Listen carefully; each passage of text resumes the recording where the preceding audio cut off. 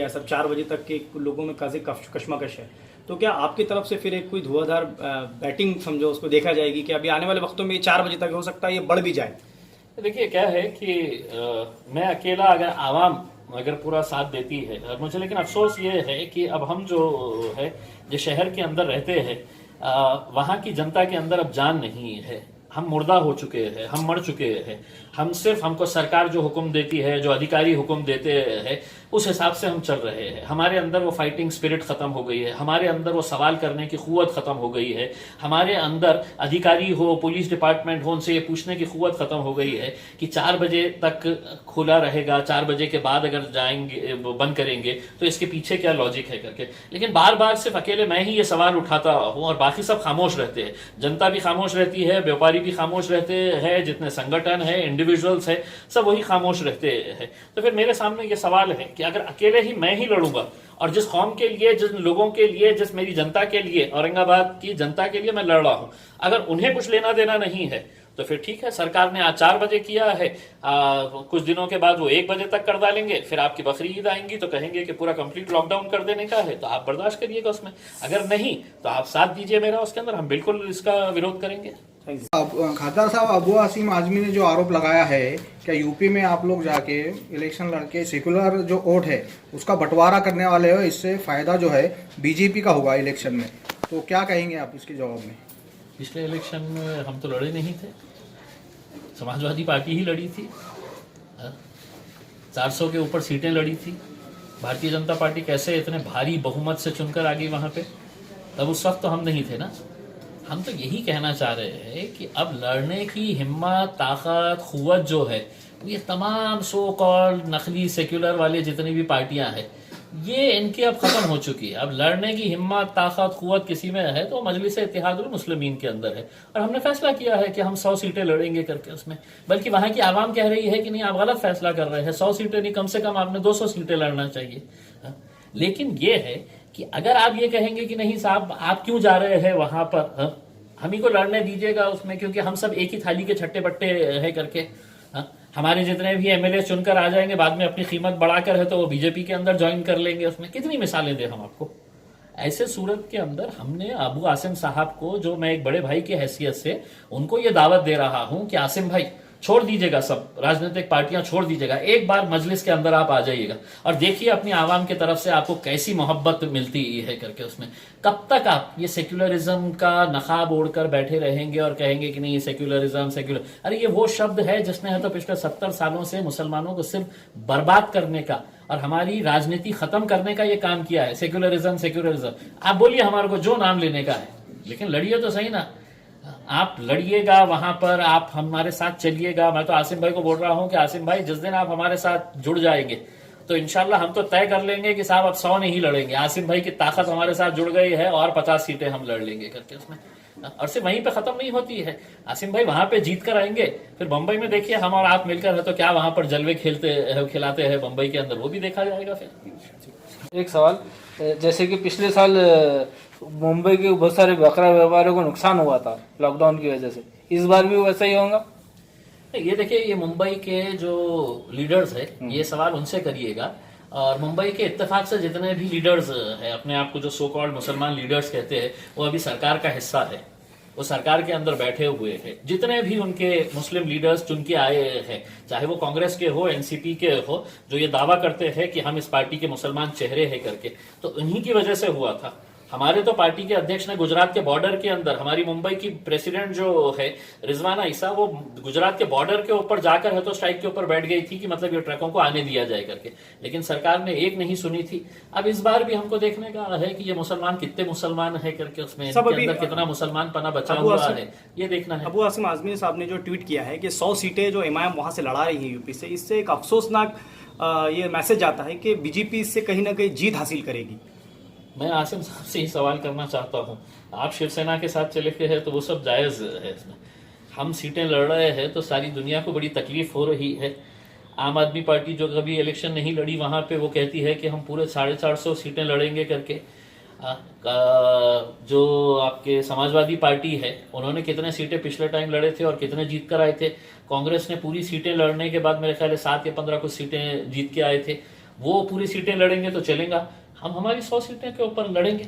और मैं आसिम भाई की बहुत इज्जत करता हूँ, समाजवादी पार्टी के मेरे सहयोगी वो आमदार थे और एक अच्छी शख्सियत है, लेकिन एक गलत पार्टी के अंदर है। मैं आसिम भाई को यही एक दरखास्त करना चाहूँगा एक भाई की हैसियत से कि आसिम भाई, ये जो सेक्युलरिज्म के बारे में आपने कहा है कि सेक्युलरिज्म ये है, ये सेक्युलरिज्म जो है ये है तो ऐसा झूठा शब्द है जिसकी वजह से सिर्फ मुसलमानों को 70 सालों से बेवकूफ़ बनाने का काम किया जा रहा है। तो मेहरबानी करके आप भी ये सेक्युलरिज्म का जो नकाब ओढ़े हुए है उसको निकालिए, आप हमारे साथ आइए और चलिए हम साथ में मिलकर है तो उत्तर प्रदेश के अंदर जितने भी ये कट्टर संगठन है या राजनीतिक पार्टियां हैं जिसके अंदर कांग्रेस है, बीजेपी है, समाजवादी पार्टी है, उनका मुकाबला करेंगे हम। चलिए आसिम भाई के नेतृत्व के अंदर हम ये लड़ाई लड़ते हैं करके एक बार तो कम से कम सच और हक के लिए वो लड़िएगा ना उसके अंदर। ये सेक्युलरिज्म के नाम के ऊपर कब तक इस कौम को बेवकूफ़ बनाया जाएगा? सब एक आखिरी सवाल, माजी खासदार साहब अक्सर कहते रहते हैं कि इम्तियाज़ भाई जो है गलती से खासदार बने हैं, तो सर उनको आप क्या जवाब देना चाहेंगे? अक्सर हमने सुना है कि अक्सर जब वो बाइट देते कहते हैं कि गलती से खासदार बने हैं। मुझे इससे पहले भी 2014 के अंदर भी लोगों ने कहा था कि गलती से बना, फिर 2019 के अंदर भी लोगों ने कहा कि गलती से बना, और इंशाल्लाह 2024 के अंदर भी ये गलती दोहराई जाएगी।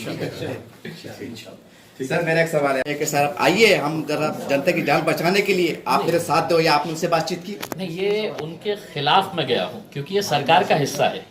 शिवसेना, भाजपा, कांग्रेस और एनसीपी ये दौरे हुकूमत इनकी चल रही है। चाहे जो मुद्दे मैंने उठाया है वो कई ऐसे मुद्दे हैं जो केंद्र सरकार से जुड़े हुए हैं हेल्थ डिपार्टमेंट के, और कई ऐसे मुद्दे हैं जो राज्य सरकार से। तो इनका मेरे साथ में इस मुद्दे के ऊपर आना सवाल ये नहीं है। मैं तो इन्हीं के खिलाफ अदालत में गया हूं ना कि आप लोग जो है मेडिकल इंफ्रास्ट्रक्चर के मामले में, मेडिकल हमारी जो वैकेंसीज है उसके मामले में आप इतने सालों से गफलत में है, सो रहे हैं और कुछ कर नहीं रहे। खामियाजा किसको भुगतना पड़ रहा? तो गरीब पेशेंटों को भुगतना पड़ रहा है।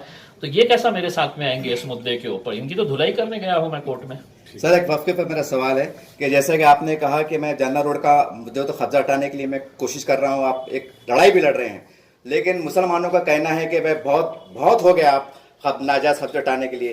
कि इम्तियाज भाई कोशिश करेंगे कि उनके जो बकाया आपका 3 साल का जो कार्यकाल बचा हुआ है कि एक मुसलमानों की बड़ी आबादी वक्फ बोर्ड के ऊपर बच जाएंगे, हम ऐसा आपसे तवक्को रखें सर, खास बतौर मुसलमान? इंशाल्लाह मेरी पूरी कोशिश रहेगी कि हम जितनी वक्फ की ज़मीनें बचा सकते हैं वो बचाने की पूरी कोशिश करेंगे। और मैंने सिर्फ एक ही केस अपने हाथ में इस वजह से लिया हूँ कि मैं चाहता हूँ कि उसका एंड रिजल्ट निकले। वरना आपको मालूम है कि कौम की नुमाइंदगी करना कि हमने आज के दिन एक आवाज़ उठाई तो 8 दिन के बाद है तो कोई तो भी एक आध मुल्ला खड़े हो जाता, कोई तो भी एक खड़े हो जाता, बोलता हो गया क्या, मैनेज हो गया क्या, 8 दिन से खामोश है, कुछ बोले नहीं है, ले लिए क्या, दे दिए क्या करके उसमें। तो यही काम चलते रहता है करके। ऐसा नहीं है कि मैं उनकी वजह से, लेकिन जब तक आप लोगों के अंदर एक एतमाद पैदा नहीं करेंगे, एक यकीन पैदा नहीं करेंगे कि हाँ भाई ये पीछे पड़े थे तो इनका कुछ ना कुछ तो हुआ है, पुलिस FIR रजिस्टर हो जाने दीजिएगा उसके अंदर। कितनी खुशी की बात रहेगी कि ये धन्ना सेठ कभी सोचे नहीं थे कि इनको। और ये जो कानून है, मैं वहां के जितने भी दुकानदारों को ये कहता हूं कि FIR जब रजिस्टर होंगी उसके अंदर नए कानून के हिसाब से जिन्होंने बेचा है उनके ऊपर FIR होंगी, और नए कानून के हिसाब से जिन्होंने खरीदा है उनके ऊपर भी FIR होंगी। कानून के अंदर है ये। हाँ, तो जिन्होंने खरीद लिया है 5 करोड़, 6 करोड़, 8 करोड़ के अंदर बड़े बड़े मॉल्स बना लिए हैं, तो आपको भी इसका जवाब देना पड़ेगा क्योंकि कानून के हिसाब से उनके ऊपर भी FIR रजिस्टर होता है। सर 30-35 सालों में कांग्रेस में, राष्ट्रवादी ने, ये शिवसेना ने, ये मिलकर इन्होंने जो तो नाजायज कब्जा किया है, करोड़ों रुपए का घोटाला किया है, और आप महाराष्ट्र में अकेले खासदार है। तो क्या आपको लगता है सर कि आप अपने कामयाब होंगे ये इतने दिग्गजों के सामने?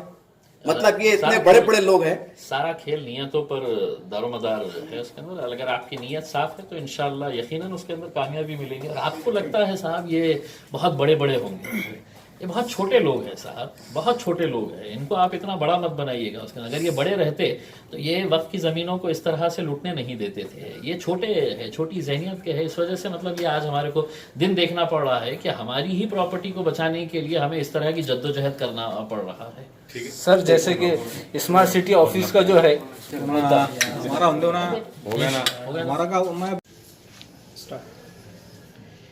देखिए, मैंने जो Aurangabad bench of Bombay high court के अंदर एक PIL फाइल की है कि जितने भी सरकारी और नीम सरकारी अस्पताल है वहाँ पर जितने भी वैकेंसीज है उसको भरने के ताल्लुक से अदालत ने सरकार को ये हुक्म दिया था कि एक डिटेल रोड मैप तैयार करके कि पूरे महाराष्ट्र में अब कितने वैकेंसीज है और उसको किस तरह से और कब भरा जाएगा, इसकी पूरी जानकारी एक एफिडेविट के जरिए सबमिट की जाए करके आज अदालत के सामने ये एफिडेविट सबमिट की गई है पब्लिक हेल्थ डिपार्टमेंट की तरफ से। और उसके अंदर ये बताया है कि कौन कौन से पोस्ट कब कब भरे जाएंगे करके।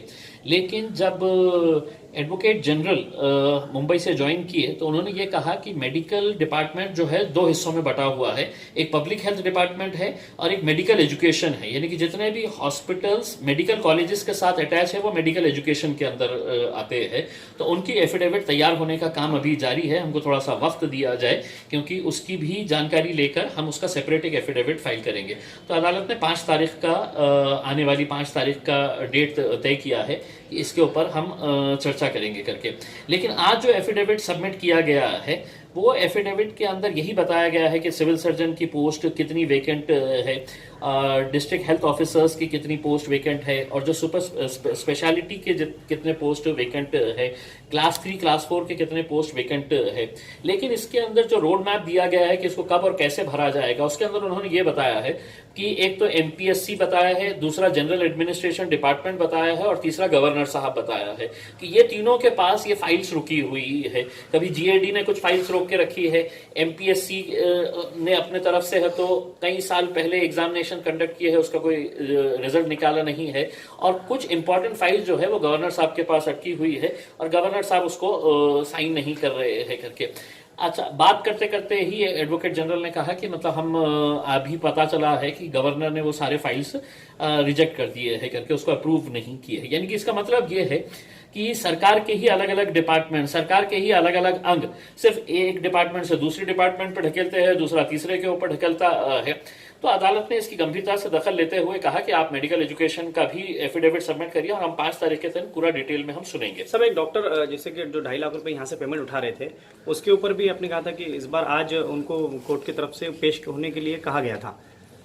देखिए, मैंने एक डॉक्टर है जो कार्डियोवैस्कुलर सर्जन है और अप्रैल 2018 से उन्हें ये बताया गया है कि वो घाटी के अंदर काम करते हैं, कार्डियो डिपार्टमेंट के अंदर वो यहाँ पर काम कर रहे हैं। मैंने जब पूरी जानकारी हासिल किया था तो ये डॉक्टर है तो हार्डली कभी यहाँ पर आए हैं, वो भी 2018 के अंदर। उसके बाद ना तो उन्होंने कोई ऑपरेशन किया है, ना उन्होंने यहाँ पर कोई क्लासेस लिए हैं, ना उन्होंने कोई दूसरी ड्यूटी को अंजाम दिया है। लेकिन उनकी सैलरी लगातार है तो यही घाटी हॉस्पिटल से निकल रही है और सैलरी कितनी है तो 2,53,000 रुपये हर महीना है तो ये सैलरी उनको दी जा रही है। आज इसके ताल्लुक से अदालत ने ये पूछा कि आपने इसके एफिडेविट फाइल करना था, तो dean government medical college and hospital doctor Kannan Yelikar ने एफिडेविट फाइल किया आज के दिन और ये कहा कि जो आरोप लगाए गए हैं वो गलत है और ये डॉक्टर हमारे पास ही काम कर रहा है करके और उसको बराबर से ही इसके सैलरी दी जा रही है। तो डॉक्टर फिर ये तय हुआ कि मैंने ये कहा कि अगर ये एफिडेविट अगर सही है तो एक बात ये है कि या तो मैं झूठ बोल रहा हूं या डीन है तो गवर्नमेंट जीएमसीएच की डीन जो है वो कोर्ट को मिसलीड कर रही है। तो मैंने अदालत से रिक्वेस्ट किया कि जो अटेंडेंस शीट है, अटेंडेंस रजिस्टर है, वो फौरन मंगाया जाए।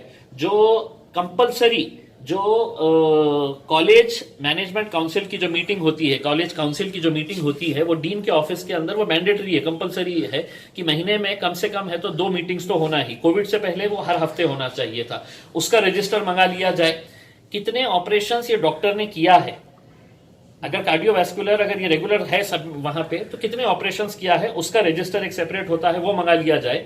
और 2018 से 2020 तक ये सभी डॉक्टर्स को बायोमेट्रिक अटेंडेंस यानी कि अंगूठा लगाकर ही उसका बायोमेट्रिक अटेंडेंस लिया जाता था। कोविड के दौरान उसको चेंज कर दिया गया क्योंकि अंगूठा लगाने से कोविड फैलेगा बोल के, तो वो रजिस्टर के अंदर मेंटेन। तो ये पूरे डॉक्यूमेंट्स मंगाने के लिए अदालत ने आदेश दिया और कहा कि आज 2:30 बजे तक ये पूरे डॉक्यूमेंट्स कोर्ट के सामने रहना चाहिए। उन्होंने पब्लिक एडिशनल पीपी को ये आदेश दिया। 2:30 बजे है तो ये मामला फिर से है तो अदालत के सामने आया और अदालत ने पहले हम सुबह ऑनलाइन कर रहे थे, अदालत ने कहा कि आप डायरेक्ट कोर्ट रूम में भी आ सकते हैं। तो हम कोर्ट रूम के अंदर गए, वहां पर पूरा हॉस्पिटल मैनेजमेंट की पूरी टीम डीन मैडम सहित पूरे के पूरे वहां पर पहुंचे और उन्होंने ये पूरे डॉक्यूमेंट्स लेकर आए। अदालत ने यह कहा कि भाई ये पहले जो है ये पिटिशनर जो है उनको भी दिखा दें करके। तो मैंने सिर्फ रजिस्टर देखा, और वो रजिस्टर देखने के बाद एक चीज वहीं पे खड़े खड़े समझ में आई कि जो डिपार्टमेंट के सिग्नेचर्स है इसके अंदर, कर्मचारी और जितने भी अधिकारी है उनके सिग्नेचर्स उस रजिस्टर के अंदर होना चाहिए। तो अगस्त, सितंबर, अक्टूबर, नवंबर सिर्फ एक ही आदमी के सिग्नेचर है, और वो है डॉक्टर आशीष बेवापुर करके, यानी कि बाकी उसके अंदर कोई कर्मचारी की सिग्नेचर नहीं है, बाकी कोई डॉक्टर की नहीं है। तो मैंने उनको ये बताया अदालत को कि सर इतना बड़ा डिपार्टमेंट, इसके अंदर पूरे कर्मचारियों की सिग्नेचर्स होना चाहिए, पूरे अधिकारियों की सिग्नेचर्स होना चाहिए, रजिस्टर के फ्रंट पेज के ऊपर लिखा हुआ ही है।